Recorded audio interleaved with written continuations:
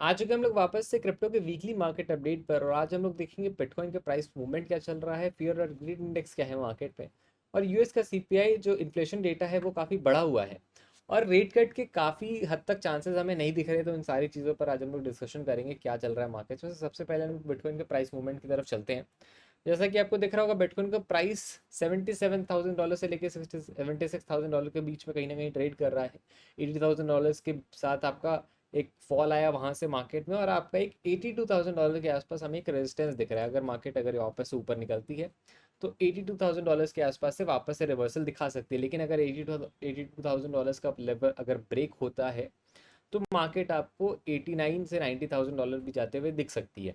लेकिन अगर मार्केट गिरती है अगेन, तो वापस से आपको 77 से लेकर $75,000 का नंबर दिख सकता है। नीचे अगर सपोर्ट रीजन की बात करें तो मार्केट आपका $75,000 पर एक सपोर्ट रीजन है, जहाँ पर एक पॉसिबल बाउंस आपको देखने को मिल सकता है। लॉन्ग टर्म के लिए अगर आपको एक्यूमुलेट करना है तो 50,000 और $70,000 के बीच में आप लॉन्ग टर्म के लिए एक्यूमुलेट कर सकते हैं। जब आपको आपका अगर 5 साल या 10 साल का लॉन्ग टर्म होराइजन है तो अपनी S I P crypto currency में चालू रखें, बंद ना करें। सेंटिमेंट आपका जो है फियर और ग्रीड इंडेक्स वो 49 से लेकर 28 तक ड्रॉप हो चुका है, जो कि 28 यानी कि दर्शाता है कि एक्सट्रीम फियर है मार्केट में। अगर आप यहाँ पे नोटिस करेंगे तो सभी लोग सेल कर रहे थे, इसी कारण से मार्केट्स भी यहाँ पर गिर गई।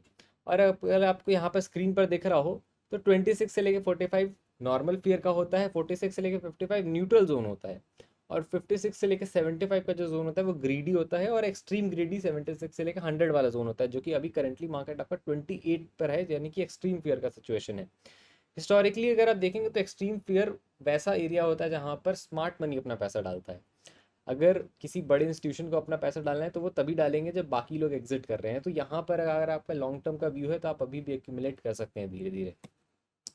यहाँ पर अगर आप लोग अगले न्यूज़ की बात करें तो जेरेमी पावेल जो हैं, जो यूएस चेयरमैन थे फेड के वहाँ के, उनका टर्म खत्म हो गया है और एक नए चेयरमैन आने वाले हैं जिनका नाम है केविन वॉश। ट्रम्प यूजुअली हमेशा जेरेमी पोवेल को रेट कट करने के लिए फोर्स करते रहते थे, लेकिन पोवेल ने कभी रेट कट किया नहीं, प्रेशर के अंतर आते हुए भी। लेकिन जब अब पोवेल का अपना टर्म खत्म हो चुका है तो केविन वॉश जब आए हैं, तो केविन वॉश जो है ये ट्रम्प के साथ, मतलब ट्रम्प ने ही इनको बना के भेजा है और ट्रम्प के ही ये उस पर काम करेंगे। तो मोस्ट प्रोबेबली हो सकता है रेट कट के चांसेस आपको दिखें अगर इनका बात माना गया तो अब यहाँ पर क्वेश्चन ये उठता है कि क्या वॉच रेट कट करेंगे या नहीं। तो वेरी अनलाइकली है कि ये रेट कट करे। क्यों? क्योंकि कि आपका इन्फ्लेशन डेटा काफ़ी बढ़ कर आया है, यानी कि आपका इन्फ्लेशन अगर करेंटली अगर आप देखें वहाँ पर तो 3.75 चल रहा है। यूजुअली अगर आप देखेंगे तो 0 से 1% के बीच में रहता है। तो ये लोग रेट कट कर भी देते हैं, क्योंकि अगर उस टाइम में रेट कट करेंगे तो मार्केट रैली करता है। लेकिन आपका करेंटली 3.75 चल रहा है, जो कि आपका आइडियल है नहीं रेट कट करने के लिए। तो हो सकता है मोस्ट प्रोबेबली रेट कट ना हो। इन्फ्लेशन जैसे कि मैंने आपको बताया कि सीपीआई का 3.8% इन्फ्लेशन रेट आया है, पीपीआई का 6% का है, फेड का इन्फ्लेशन टारगेट 2% का था, लेकिन करंट इंटरेस्ट रेट 3.75 चल रहा है। तो चांसेस ऑफ कट 0.9% है, लेकिन द चांसेस ऑफ रेट्स में बी अनचेंज्ड वो 99% तक हमें दिख रहे हैं। जो कि आपका रेट कट का जो मीटिंग होने वाला है वो 17 जून 2026 को होने वाला है। तो एक महीना है, अभी देख लेते हैं हम लोग क्या होगा, बट 99% ऑफ द चांस है कि रेट कट ना हो। क्लैरिटी एक्ट आ रहा है यूएस में। क्लैरिटी एक्ट क्या है बेसिकली मैं आपको बता दूं, तो क्लैरिटी एक्ट से ये क्या हो रहा है कि सबसे अगर ये एक्ट पास हो जाता है तो यूएस पहला ऐसा एक देश बन जाएगा जो क्रिप्टो के किसी एक्ट को, क्रिप्टो के ऊपर किसी एक बिल को लेके आ रहा है। अब इस एक्ट के अंदर क्या है कि जितने भी क्रिप्टो एक्सचेंजेस है वो चाह रहे थे कि जितने भी लोग हमारे प्लेटफॉर्म्स पर स्टेबल कॉइन्स है ये सब स्टोर करते हैं तो उनके बेसिस पर हम लोग उनको इंटरेस्ट दें। अब बैंक्स ऐसा नहीं चाह रहे कि वो लोग करें, अगर वो लोग करने लगे एक्सचेंजेस तो बैंक्स का बिजनेस कहीं ना कहीं खतरे में आने लगेगा। तो इसलिए ये अभी आर्ग्यूमेंट चल रहा है। तो देखा जाए तो समय पे हमें आने पर पता चल जाएगा कि क्या क्लैरिटी एक्ट को लेकर डिसीजन होता है। बट अगर कहीं ना कहीं ये डिसीजन पास होता है तो यूएस सबसे पहला देश बन जाएगा किसी भी क्रिप्टो के ऊपर किसी भी लॉ को लाने कर।